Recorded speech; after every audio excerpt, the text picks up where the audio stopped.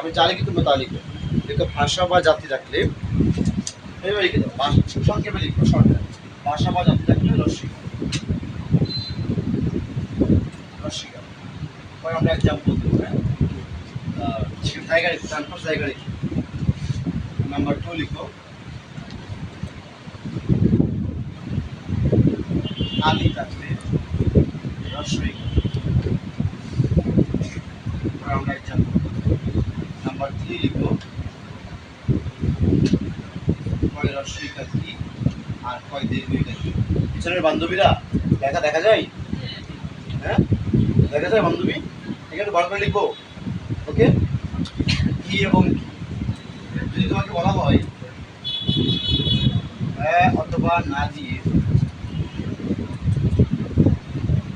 হ্যাঁ অথবা না দিয়ে উত্তর করা গেলে, হ্যাঁ অথবা না দিয়ে উত্তর করা গেলে কয় রস্বীকার। আর হ্যাঁ না দিয়ে উত্তর না করা গেলে,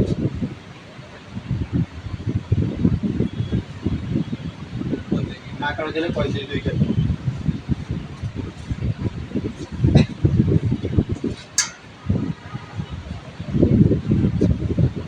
নাম্বার 4 লিখো সরলের পর দন্তস্ব আর রস্যের পর সরলের পর আর রস্যের পর হচ্ছে মূর্ধন্য।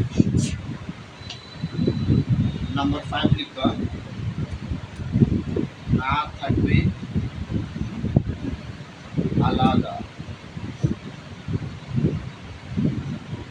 আর নি থাকবে একসাথে। এই 5টা লিখতে হবে।